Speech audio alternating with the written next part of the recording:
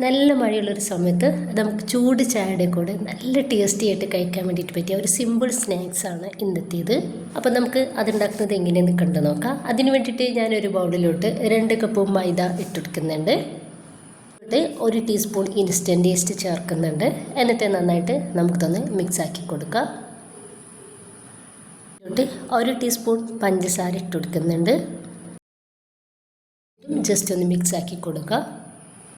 ഒരു കോഴിമുട്ട പൊട്ടിച്ചൊഴിച്ചെടുക്കുകയാണ്. Table spoon oil ഈ ഒരു സമയത്ത് ഒഴിച്ചെടുക്കുന്നുണ്ട്. അപ്പോൾ ചെറിയ ചൂടുള്ള പാലെടുത്തിട്ടുണ്ട്, അത് മൊത്തത്തിലായിട്ട് നമുക്കിതിലോട്ട് ഒഴിച്ചു കൊടുക്കാം. പിഞ്ച് ഉപ്പ് ചേർക്കുന്നുണ്ട്. ഇനിയിപ്പോൾ ഇതെല്ലാം കൂടി നമുക്ക് നന്നായിട്ട് ഒന്ന് മിക്സ് ആക്കി എടുത്തിട്ട് ഒരു 5 മിനിറ്റ് നമുക്കതൊന്ന് കുഴച്ചെടുക്കാം. വേറെ വെള്ളമൊന്നും നമ്മളിതിലോട്ട് ചേർക്കുന്നില്ല കേട്ടോ. ഒരു കോഴിമുട്ടയും അതുപോലെ തന്നെ ഈ ഒരു 1/2 കപ്പ് പാല് മാത്രമാണ് നമ്മൾ ചേർക്കുന്നത്. നമ്മൾ കുഴച്ചെടുക്കുന്ന സമയത്ത് വെള്ളം കുറവാണെങ്കിൽ ചെറിയ ചൂടുള്ള പാലോ അല്ലെങ്കിൽ ചെറിയ ചൂടുള്ള വെള്ളമോ ചേർത്ത് കൊടുത്തിട്ട് റെഡിയാക്കി എടുക്കാവുന്നതാണ്. അതാ ഞാനൊരു 5 മിനിറ്റോളം ഇതൊന്ന് കുഴച്ചെടുത്തിട്ടുണ്ട്. നല്ല സോഫ്റ്റ് ആയിട്ടുണ്ട്. ഈസ്റ്റ് ചേർത്ത് കൊടുത്തത് കണ്ടിട്ട് തന്നെ നമുക്ക് കുറേ ടൈം ഇത് കുഴച്ചെടുക്കേണ്ട ആവശ്യമേ വരുന്നില്ല. ഇനിയിപ്പോൾ ഇതാ ഞാൻ ഇതൊന്ന് ഒരു പാത്രത്തിലേക്ക് ഇട്ട് കൊടുക്കുന്നുണ്ട്. അടിയിൽ നമ്മളൊന്ന് ഓയിലൊന്ന് ആക്കി കൊടുക്കുക, അതിൻ്റെ മേലെയും തേച്ച് കൊടുക്കുക.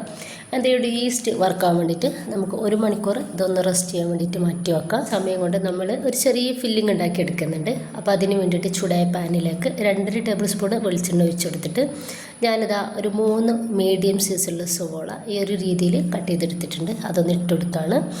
1.5 ടേബിൾ സ്പൂൺ ഇഞ്ചി വെളുത്തുള്ളിയുടെ ഒന്ന് ചതച്ചെടുത്തിട്ടുണ്ട്, അതുകൊണ്ട് ഇതിലേക്ക് ചേർക്കുന്നുണ്ട്. ഇനി ഇതിൻ്റെ കൂടെ തന്നെ നമ്മൾ ഉപ്പ് ഇട്ട് കൊടുത്തിട്ട് നന്നായിട്ടൊരു മിക്സ് ആക്കി എടുത്തിട്ട് ഈ ഒരു സവോള ഒന്ന് വാട്ടിയെടുക്കുക. സവോള നന്നായിട്ട് വാടി വന്നിട്ടുള്ള ഈ ഒരു ടൈമിൽ ഞാനിതാ ഒരു മീഡിയം സൈസിൽ നന്നായിട്ട് പഴുത്തിട്ടുള്ള തക്കാളിയും 2 പച്ചമുളകും ചെറുതാക്കിയിട്ട് കട്ടാക്കി എടുത്തിട്ടുള്ളതാണ്, അതൊന്ന് ഇട്ടെടുക്കുന്നുണ്ട്. ഇനി ഇതും നന്നായിട്ട് നമുക്ക് ഒന്ന് മിക്സ് ആക്കി എടുത്തിട്ട് നന്നായിട്ട് തന്നെ ഒന്ന് വേവാക്കിയെടുക്കാം.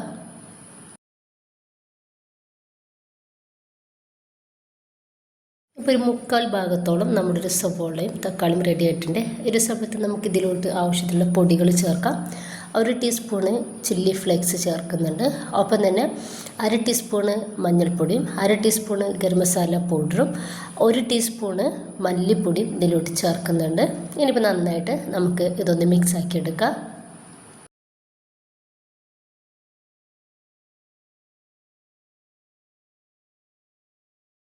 ഇതിലോട്ട് കുറച്ച് മല്ലിയുടെ ഇല കുറച്ചധികം തന്നെ എടുത്തിട്ടുണ്ട്, അതൊന്ന് ഇട്ട് കൊടുക്കുകയാണ്. എന്നിട്ട് ഒന്നുകൂടി നമുക്കൊന്ന് മിക്സ് ആക്കിയാൽ നമ്മുടെ ഫില്ലിങ് റെഡി ആയിട്ടുണ്ട്. എന്നിട്ട് നമുക്കിതൊന്ന് ചൂടാറാൻ വേണ്ടിയിട്ട് മാറ്റി വെക്കാം. കൗണ്ടർ ടോപ്പിലേക്ക് കുറച്ച് മൈദ ഒന്ന് ഇട്ടെടുത്തിട്ട് ഈ ഒരു ഡോ നമുക്ക് ഈ ഒരു രീതിയിലൊന്ന് റെഡിയാക്കി എടുക്കാം. ഇനി നമുക്കിത് മീഡിയം സൈസിലുള്ള ബോൾസുകളാക്കിയിട്ട് ഒന്ന് കട്ട് ചെയ്തെടുക്കണം.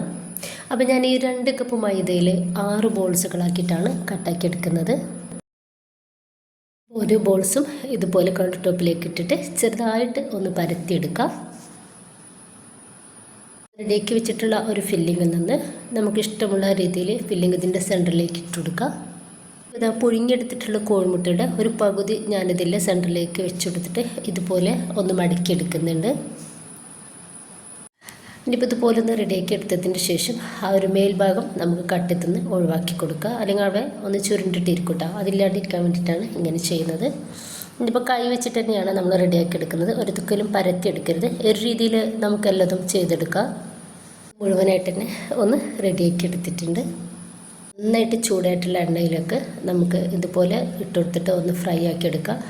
അപ്പോൾ ഇത് നന്നായിട്ട് ചൂടായിട്ടുണ്ട് കേട്ടോ. അപ്പം മേലേക്ക് പൊട്ടിത്തെറിക്കാതിരിക്കാൻ വേണ്ടിയിട്ടാണ് ഇതുപോലെ ഈ ഒരു ചട്ടുകത്തിൽ വെച്ചിട്ട് ഞാൻ ഇട്ടുകൊടുത്തിട്ടുണ്ടായിരുന്നത്. അപ്പം ഞാനിത് ഓരോന്നായിട്ടാണ് ഇട്ടുകൊടുക്കുന്നത്. ചെറിയ പാത്രം ആയതുകൊണ്ട് തന്നെ നമുക്ക് ഒരുപാട് ഇട്ടുകൊടുക്കാൻ വേണ്ടിയിട്ട് പറ്റില്ല. ഇങ്ങനെയാകുമ്പോൾ നമുക്ക് ഈ ഒരു എണ്ണ ഒന്നും ഒരുപാട് വേസ്റ്റായി പോവില്ല കേട്ടോ. അപ്പോൾ അതിന് വേണ്ടിയിട്ടാണ് ഇങ്ങനെ ചെയ്തെടുക്കുന്നത്. ഏറ്റവും ലോ ഫ്ലെയിമിൽ ഇട്ടിട്ട് വേണം നമ്മളിത് റെഡിയാക്കാൻ വേണ്ടിയിട്ട്. ഒരു 2-3 പ്രാവശ്യം തിരിച്ചു മറിച്ച് ഇട്ടെടുത്താൽ തന്നെ നമ്മുടെ ഒരു സ്നാക്സ് റെഡി ആയിട്ട് കിട്ടും. ഒന്ന് റെഡി ആയിട്ടുണ്ട്. നമുക്കിത് പാനിൽ നിന്നും എടുത്ത് മാറ്റിയിട്ട് ബാക്കി കൂടി ഇതുപോലെ ചെയ്തെടുക്കാം.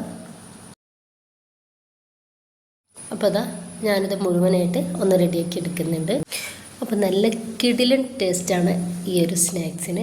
ഈ ഒരു നല്ല മഴയുള്ളൊരു സമയത്ത് നമുക്ക് ചൂട് ചായയുടെ കൂടെ നല്ല ടേസ്റ്റി ആയിട്ട് കഴിക്കാൻ വേണ്ടിയിട്ട് പറ്റിയ വെറും സിമ്പിളായിട്ടുള്ള പെട്ടെന്ന് ഉണ്ടാക്കിയെടുക്കാൻ വേണ്ടിയിട്ട് പറ്റിയ സ്നാക്സാണ്. എല്ലാവരും ഉണ്ടാക്കി നോക്കുക, നിങ്ങളുടെ അഭിപ്രായങ്ങൾ അറിയിക്കുക.